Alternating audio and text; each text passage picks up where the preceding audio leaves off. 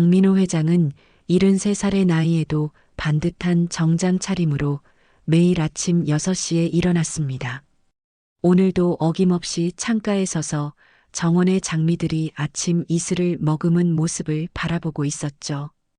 그의 기품 있는 얼굴은 세월의 흔적을 고스란히 담고 있었습니다. 회장님, 아침 식사 준비됐습니다. 임태식 비서실장의 목소리에 강민호는 고개를 끄덕였어요. 식탁으로 향하는 길에 그는 항상 그러듯 서재에 들러 책상 위 사진을 바라봤습니다. 11살 소녀의 환한 미소가 담긴 사진이었죠.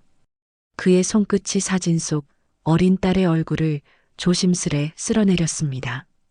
오늘도 좋은 하루 보내렴, 서연아. 아침 식사를 마친 강민호가 정원을 거닐고 있을 때였어요. 낯선 여인의 모습이 눈에 들어왔죠. 41살 정도로 보이는 단정한 차림의 여인이 장미꽃을 돌보고 있었습니다. 새로 오신 가정부십니까? 강민호가 물었어요. 여인은 깜짝 놀라 돌아보더니 공손히 인사를 건넸죠. 네. 어제부터 일하게 된 윤서연이라고 합니다. 잘 부탁드립니다. 윤서연. 강민호의 눈빛이 미묘하게 흔들렸어요.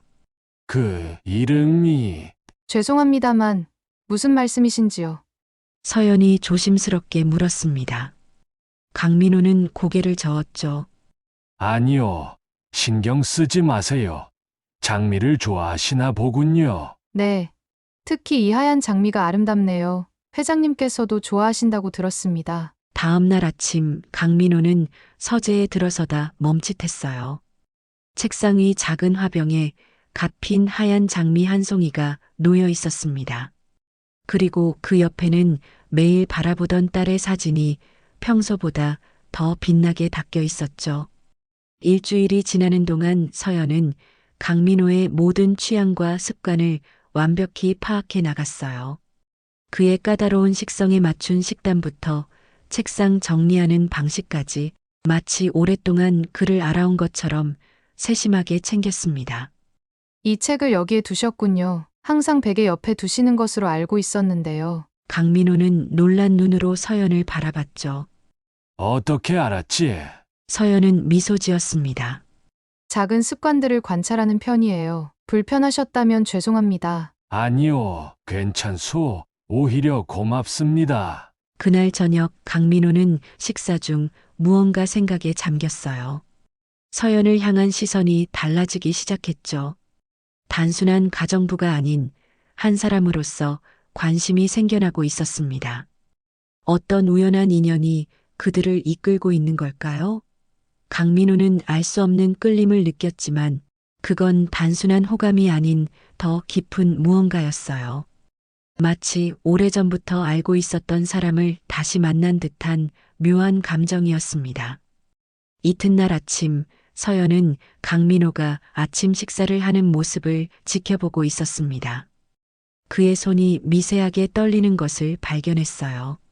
수저를 들 때마다 스테인리스 식기가 테이블에 살짝 부딪히는 소리가 들렸죠. 회장님, 잠시만요. 서연은 부엌으로 향했습니다. 잠시 후 그녀는 가벼운 나무로 만든 수저와 도자기 그릇을 들고 돌아왔어요. 금속성 식기를 모두 바꿔놓았죠. 이게 뭡니까? 강민호가 물었습니다. 손이 조금 불편해 보이셔서요. 이게 더 가볍고 따뜻한 느낌이라 편하실 것 같았어요. 강민호의 눈빛이 복잡하게 변했어요. 내 손 떨림을 어떻게... 신경 쓰지 마세요. 나이가 들면 누구나 그럴 수 있잖아요. 서연의 목소리는 따뜻했습니다. 강민호는 말없이 새 수저를 들었어요. 확실히 편했죠. 그는 오랫동안 자신의 약점을 감추려 애썼는데 서연은 그것을 자연스럽게 받아들이며 해결책을 제시했습니다.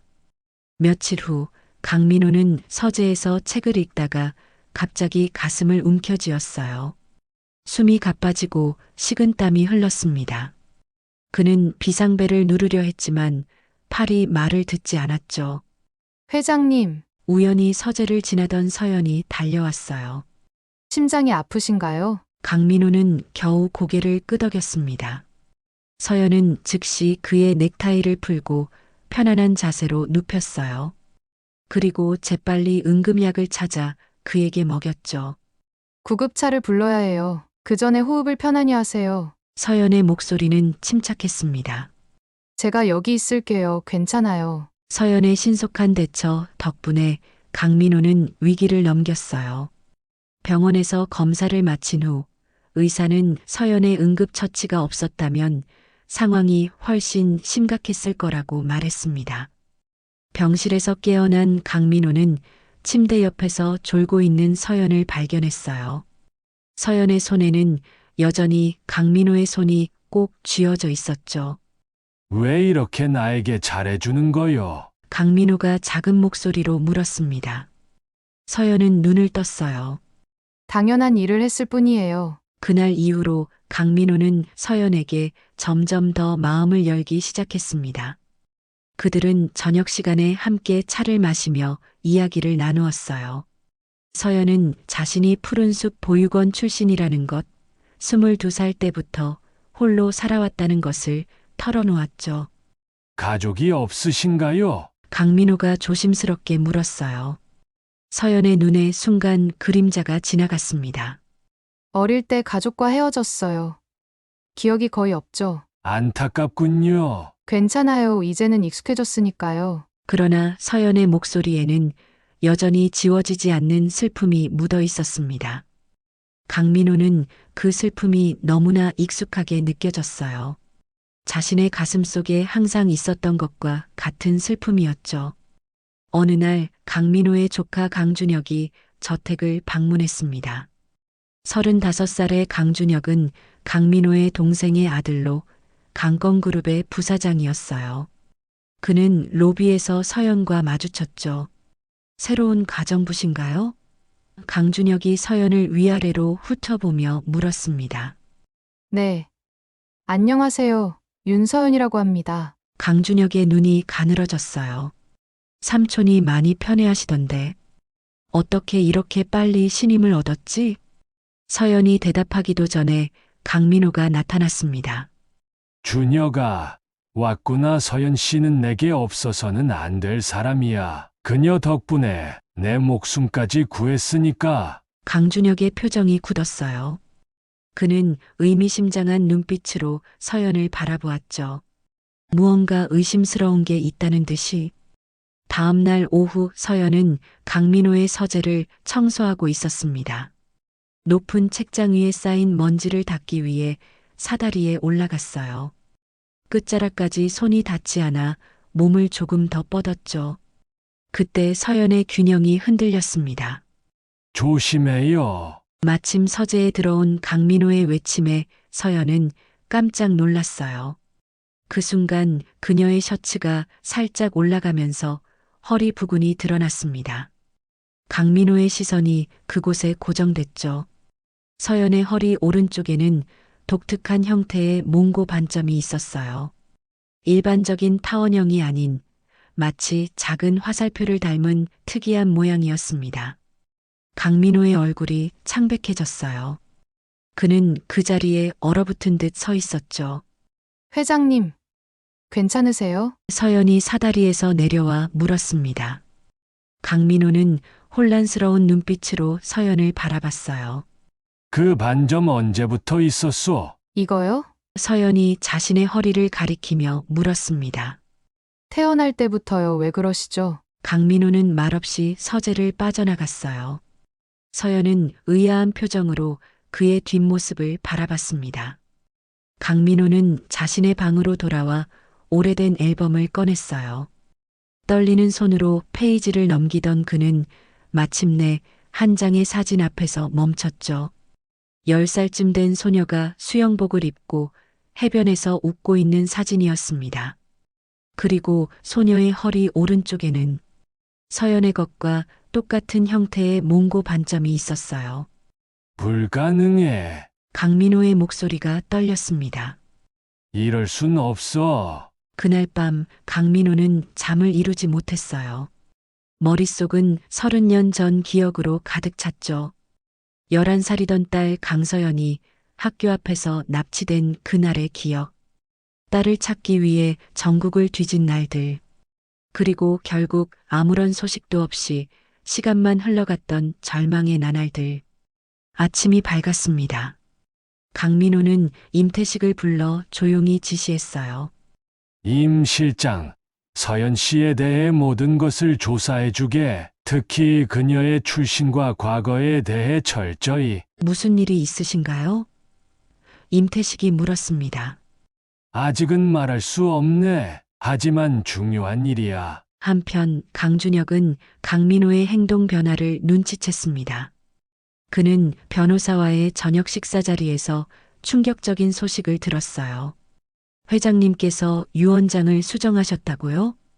강준혁이 놀라 물었습니다. 변호사는 조심스럽게 고개를 끄덕였어요. 제가 자세한 내용을 말할 순 없지만 최근에 변경이 있었습니다.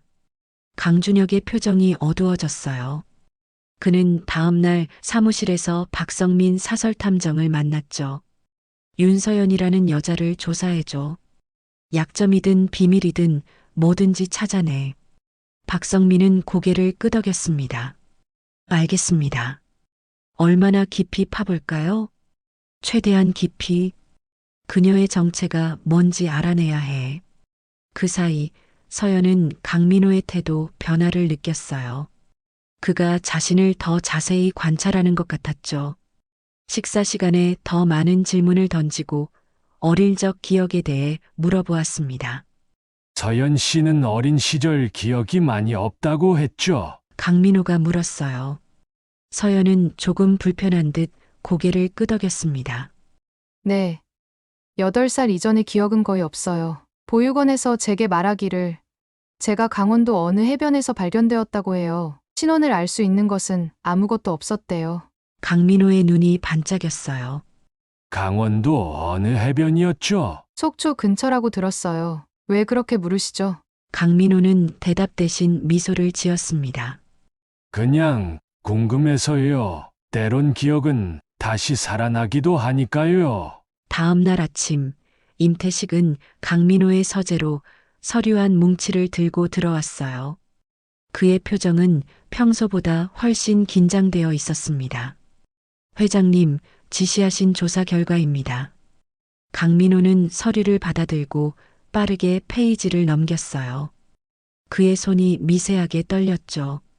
첫 페이지에는 서연의 기본 정보가 정리되어 있었습니다. 생년월일, 출신 지역, 학력, 경력 등. 그중 출생지가 불명으로 표시되어 있었고 최초 기록은 강원도 속초시 푸른숲 보육원 입소가 추정. 나이 8살이라고 적혀 있었어요. 푸른숲 보육원. 강민호가 중얼거렸습니다. 30년 전 실종 기록도 확인했나? 임태식은 고개를 끄덕였어요. 네, 여기 있습니다. 강서연 양의 실종 신고 자료와 당시 수사 기록입니다. 강민호는 떨리는 손으로 그 서류를 펼쳤어요.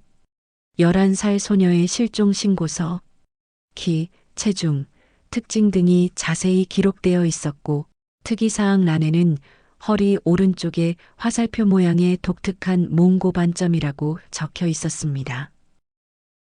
이런. 강민호의 눈에서 눈물이 흘러내렸어요. 정말 그녀일 수 있어. 임태식은 조심스럽게 물었습니다. 회장님, 혹시 윤서연 씨가? 강민호는 깊은 숨을 내쉬었어요. 아직 확신할 수 없네. 하지만 모든 정황이 일치해. 나이, 실종 시기, 발견 장소, 그리고 그 특이한 몽고 반점까지. 의학적으로 확인해 보셨나요? 그런 특이한 형태의 몽고 반점이 우연히 일치할 확률이 얼마나 되는지요? 강민호는 고개를 끄덕였습니다. 이미 전문의에게 물어봤어. 그런 특이한 형태가 정확히 같은 위치에 있을 확률은 매우 낮대. 거의 불가능에 가깝다고 했지. 한편 강준혁은 박성민으로부터 첫 보고를 받았습니다. 그는 서연의 과거 직장들과 지인들을 조사했지만 특별한 문제점은 발견하지 못했어요. 이 여자 너무 깨끗해요. 과거 직장에서도 평판이 좋고 범죄 기록도 없습니다. 박성민이 보고했어요. 강준혁은 불만스러운 표정을 지었습니다. 뭔가 있을 거야. 더 깊이 파봐. 그녀의 보육원 기록까지 다 뒤져. 강준혁은 창가로 걸어가 바깥을 내다봤어요. 정원에서는 강민호와 서연이 나란히 걸으며 이야기를 나누고 있었습니다. 강준혁의 눈빛이 차갑게 빛났죠. 절대 내 자리를 빼앗기지 않을 거야. 그날 저녁 강준혁은 노인 정신과 전문의 최동훈을 비밀리에 만났습니다. 고급 레스토랑의 독립된 룸에서 두 사람은 작은 목소리로 대화를 나눴어요. 확실한 거요? 문제가 생기면 안 됩니다. 강준혁이 긴장된 목소리로 물었어요. 최동훈 의사는 자신만만하게 웃었습니다. 걱정 마세요. 초기 치매 증상은 증명하기도 반박하기도 어렵죠. 미묘한 인지 기능 저하, 간헐적인 기억력 감퇴. 이런 건 전문가도 정확히 판단하기 어렵습니다. 강준혁은 봉투를 건넸어요. 진단서는 언제쯤 받을 수 있습니까? 우선 회장님께서 검사를 받으셔야 합니다. 제가 직접 방문 진료를 하는 걸로 하죠. 강준혁은 고개를 끄덕였어요. 내일 오후로 잡겠습니다. 삼촌에게는 정기 건강검진의 일환이라고 설명할 테니. 이틀 후 강민호의 서재에서는 뜻밖의 의사 방문이 있었습니다. 최동훈 의사가 가방을 들고 들어왔고 강준혁이 그 뒤를 따랐어요. 삼촌, 이분은 최동훈 박사님이세요. 심장 발작 이후 인지 기능에 문제가 없는지 확인하러 오셨습니다. 강민호는 의아한 표정으로 고개를 갸웃했어요. 그런 검사가 필요한가? 난 멀쩡한데. 최동훈 의사는 부드럽게 미소 지었습니다. 간단한 테스트일 뿐입니다. 요즘은 심장 발작 후 뇌기능 평가가 표준 절차예요. 강민호는 마지못해 동의했어요. 최동훈 의사는 여러 인지 테스트를 시행했고 강민호의 반응을 꼼꼼히 기록했습니다. 테스트는 약 1시간 정도 진행됐어요. 다음 주에 MRI 촬영도 예약해드렸습니다. 좀 더 정확한 평가를 위해 필요합니다. 최동훈 의사가 말했어요. 강민호는 불편한 표정을 지었습니다. 그렇게까지 할 필요가 있나? 물론이죠, 회장님. 건강이 최우선입니다. 의사가 떠난 후 서연이 차를 들고 서재로 들어왔어요. 그녀는 강민호의 표정이 어둡다는 것을 즉시 알아챘습니다. 무슨 일 있으셨어요? 서연이 조심스럽게 물었어요. 강민호는 한숨을 내쉬었습니다. 의사가 왔었어. 인지 기능 검사를 했지. 인지 기능이요. 누가 주선한 건가요? 준혁이가 심장 발작 후속 조치라고 하던데. 서연의 얼굴에 의심의 그림자가 스쳤어요. 그녀는 이전에 병원에서 간호조무사로 일한 경험이 있었기에 이런 절차가 일반적이지 않다는 것을 알고 있었습니다. 그런 검사가 필요하셨나요? 제가 알기론 심장 발작 후에는 심장 기능 검사가 우선인데 며칠 후 서연은 병원 로비에서 우연히 강준혁과 최동훈 의사가 만나는 장면을 목격했습니다. 서연은 강민호의 처방약을 받으러 병원에 왔다가 두 사람의 비밀스러운 대화를 발견한 것이었어요. 그녀는 직감적으로 무언가 이상함을 느꼈죠. 기둥 뒤에 몸을 숨기고 그들의 대화에 귀를 기울였습니다. 진단서는 준비됐습니까? 강준혁이 작은 목소리로 물었어요. 최동훈 의사가 고개를 끄덕였습니다. 네, 초기 치매 증상이 있다는 소견서를 작성했습니다. MRI 결과도 미묘한 변화가 있다고 해석했고요. 서연의 가슴이 철렁 내려앉았어요. 그녀는 최동훈이라는 이름이 어디서 들어본 것 같다는 생각이 들었습니다. 병원에서 일할 때 의료사고 관련 뉴스에서 본 이름이었어요. 서연은 즉시 병원 컴퓨터실로 향했습니다. 예전 동료가 있었기에 잠시 컴퓨터를 사용할 수 있었어요. 최동훈 의사에 대해 검색한 결과 그는 실제로 의사였지만 과거에 허위 진단서 발급으로 윤리위원회에 회부된 전력이 있었습니다. 이건 음모야. 서연이 중얼거렸어요. 그날 저녁 서연은 강민호에게 발견한 사실을 말하려고 했습니다. 하지만 그녀가 서재에 들어갔을 때 강준혁도 함께 있었어요. 삼촌, 의사 선생님께서 검사 결과를 보내왔습니다. 강준혁이 서류를 내밀었어요. 약간의 인지 기능 저하가 있으시대요.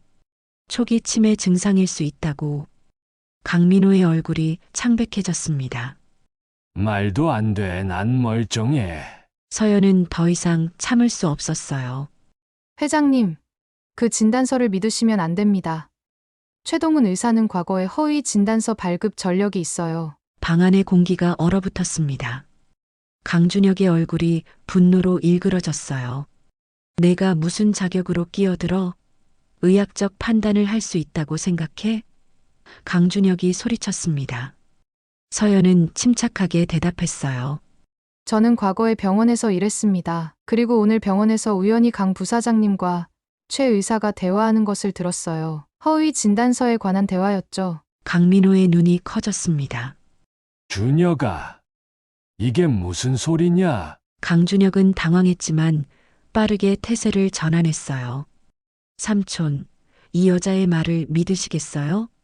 그녀는 단지 삼촌의 재산을 노리고 있을 뿐이에요. 강준혁의 언성이 높아졌고 그는 분노로 서연에게 다가가 그녀를 밀쳤습니다. 서연은 균형을 잃고 테이블 모서리에 허리를 세게 부딪혔어요. 아, 서연이 고통으로 허리를 감싸 안았습니다. 강민호가 즉시 일어나 서연에게 다가갔어요. 괜찮소? 다친 데는 없소? 서연이 고통스러운 표정으로 허리를 잡자 강민호는 걱정스러운 눈빛으로 그녀를 바라봤습니다. 그리고 무의식적으로 말했어요. 예전에도 그곳에 부딪힌 적이 있지. 10살 때. 서연은 놀라움으로 눈을 크게 떴습니다. 무슨 말씀이시죠? 강민호도 자신이 무슨 말을 했는지 깨닫고 당황했어요. 방 안에 불편한 침묵이 흘렀죠. 강준혁은 그 상황을 의심스러운 눈으로 지켜보았습니다. 삼촌, 무슨 일이 있는 거예요? 이 여자와 무슨 관계죠? 다음 날 아침, 서연은 정원 벤치에 앉아 생각에 잠겨 있었습니다. 어제 저녁에 이상한 상황이 계속 머릿속을 맴돌았어요. 강민호의 말은 어떤 의미였을까? 그가 자신의 과거를 어떻게 알고 있는 걸까? 서연은 고개를 들어 저택을 바라봤습니다. 30년 동안 이어진 공허함. 누구나 부러워할 만한 직장과 안정된 생활을 이어왔지만 항상 그녀의 가슴 한편에는 채워지지 않는 빈자리가 있었죠. 자신이 누구인지, 어디서 왔는지에 대한 의문. 여기 계셨군요. 서연은 깜짝 놀라 돌아봤어요. 강준혁이 차가운 미소를 지으며 다가오고 있었습니다. 좋은 아침이에요. 강 부사장님. 서연이 공손하게 인사했죠. 편하게 얘기합시다. 강준혁이 벤치에 앉으며 말했어요. 아저씨가 왜 당신을 특별하게 여기는지 알아냈어. 그 반점 때문이지? 서연의 얼굴이 창백해졌습니다. 무슨 말씀이신지. 모르는 척하지 마. 강준혁의 목소리가 날카로워졌어요. 당신의 정체가 뭐야? 어떻게 삼촌의 신임을 얻었지? 저는 그저 제 일을 하고 있을 뿐이에요. 강준혁이 비웃듯 웃었습니다. 정말 그럴까? 내가 조사해봤어. 당신은 너무 깨끗해. 너무 완벽해. 마치 누군가 만들어낸 사람 같아. 그만두시죠. 서연이 자리에서 일어났어요. 강준혁이 서연의 팔을 붙잡았습니다. 떠나지 마. 우린 아직 대화가 끝나지 않았어. 놓으세요. 서연이 소리쳤어요. 그녀에게서 손을 떼게.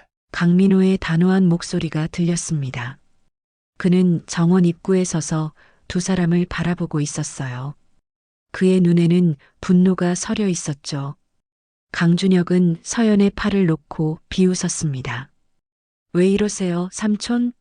단순한 가정부에게 이렇게까지 신경 쓰실 일인가요? 강민호는 천천히 다가왔어요. 그 반점은 단순한 우연이 아니다. 강준혁의 눈이 커졌습니다. 무슨 말씀이세요? 강민호는 서연을 바라봤어요. 그의 눈에는 깊은 감정이 담겨 있었죠. 서연 씨, 당신의 허리에 있는 몽고 반점은 독특한 형태를 가지고 있습니다. 화살표처럼 생긴 그 반점은 제 딸도 정확히 같은 위치에 같은 모양의 반점이 있었어요. 서연은 충격으로 말을 잇지 못했습니다. 어떻게 제 몽고 반점을 아셨죠? 청소하다 사다리에서 균형을 잃었을 때 우연히 보게 되었소. 강민호가 조심스럽게 설명했어요. 그리고 그 순간 30년 전 기억이 떠올랐소. 내 딸 강서연의 몽고 반점과 똑같았거든. 강서연? 서연의 목소리가 떨렸습니다. 강민호는 천천히 고개를 끄덕였어요. 내 딸이요 11살 때 실종되었죠. 아무리 찾아도 찾을 수 없었소. 서연의 손이 무의식적으로 자신의 허리를 더듬었습니다. 그녀의 눈에서 눈물이 흘러내렸어요. 저는 정말 모르겠어요. 제 기억은 8살 때부터 시작돼요. 그전엔 그래서 DNA 검사를 요청하고 싶소. 강민호가 조심스럽게 말했어요. 괜찮다면 서연은 깊은 숨을 내쉬었습니다. 그녀의 가슴 속에서 알 수 없는 감정이 일어났어요. 두려움과 기대가 뒤섞인 감정. 네, 알고 싶어요. 진실을 알고 싶어요. 강준혁은 분노로 얼굴이 일그러졌습니다. 이게 다 무슨 소리예요? 삼촌, 정신 차리세요. 이 여자가 사기꾼일 수도 있다고요. 강민호는 강준혁을 차갑게 바라봤어요. 준혁아, 내가 최동훈 의사와 짜고 가짜 치매 진단서를 만들려 했다는 것도 알고 있다. 더 이상 거짓말은 필요 없어. 강준혁의 얼굴이 창백해졌습니다. 그는 말없이 정원을 빠져나갔어요. 그의 발걸음에는 분노와 두려움이 담겨 있었죠. 일주일 후 강민호는 서재에 홀로 앉아 봉투를 바라보고 있었습니다. DNA 검사 결과였어요. 그의 손이 미세하게 떨렸죠. 문득 문을 두드리는 소리가 들렸습니다. 들어오시오. 강민호가 말했어요. 서연이 조심스럽게 문을 열고 들어왔습니다. 그녀의 얼굴에는 긴장감이 역력했어요. 결과가 나왔나요? 강민호는 천천히 고개를 끄덕였습니다. 방금 도착했소. 아직 열어보지 않았어. 서연은 조용히 그의 앞에 앉았어요. 그녀의 눈에는 복잡한 감정이 담겨 있었죠.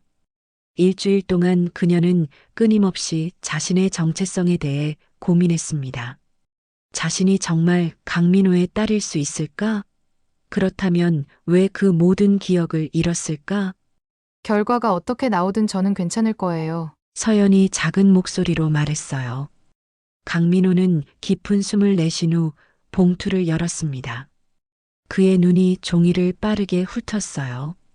그리고 갑자기 그의 눈에서 눈물이 흘러내렸죠.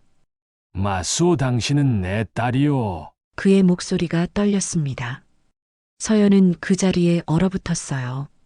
오랫동안 상상했던 순간이 현실이 되었죠. 그녀는 누군가의 딸이었고 그 누군가는 바로 눈앞에 있었습니다. 어떻게 이런 일이. 서연의 목소리가 떨렸어요. 강민호는 천천히 일어나 서연에게 다가갔습니다. 서연아, 내 딸. 그는 조심스럽게 팔을 벌렸어요. 서연은 망설임 없이 그의 품에 안겼습니다. 30년의 세월이 순간 무너져 내렸어요. 아버지와 딸이 마침내 서로를 찾은 순간이었죠. 문득 노크 소리가 들렸습니다. 임태식이 들어와 조심스럽게 말했어요. 회장님, 경찰에서 연락이 왔습니다. 강준혁 부사장이 체포되었습니다. 강민호와 서연은 놀라서 임태식을 바라봤어요. 무슨 일이오? 강민호가 물었습니다.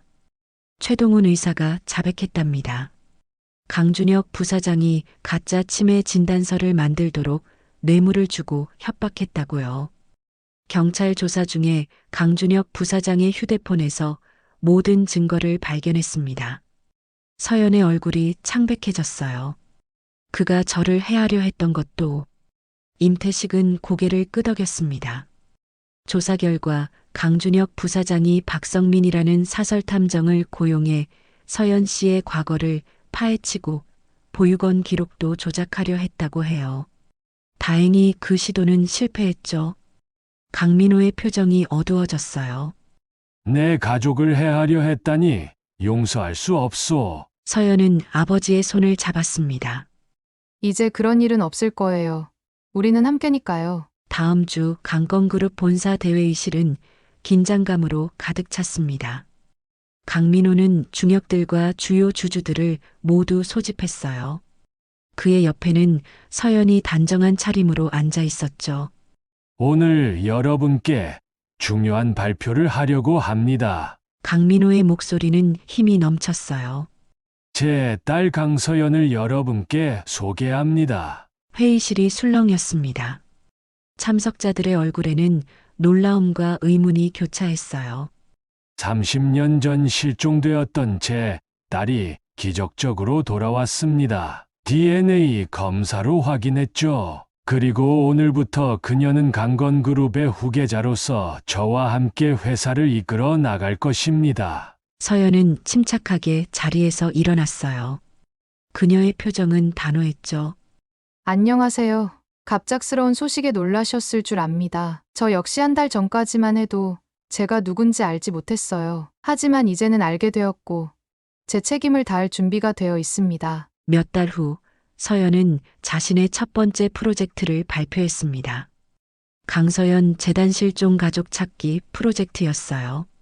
그녀는 자신의 경험을 바탕으로 실종된 가족들을 찾는데 도움을 주는 재단을 설립했죠. 저처럼 가족을 잃어버린 사람들 또는 자신의 정체성을 모르고 살아가는 사람들을 위한 재단입니다. 서연이 기자회견에서 말했어요. 특히 저희는 신체 특징 데이터베이스를 구축할 계획이에요. 몽고 반점, 흉터, 점 등 개인의 독특한 신체적 특징을 통해 실종자를 찾는 시스템이죠. 1년 후 한강공원의 벚꽃이 만개한 봄날, 강민호와 서연은 나란히 걸으며 이야기를 나누고 있었습니다. 그들의 얼굴에는 평온함이 깃들어 있었어요. 재단 덕분에 지난달에도 세 가족이 재회했대요. 서연이 기쁜 목소리로 말했습니다. 특히 우리가 개발한 신체 특징 데이터베이스가 큰 역할을 했어요. 그중 한 사례는 저처럼 몽고 반점으로 신원을 확인했대요. 강민호는 미소 지었어요.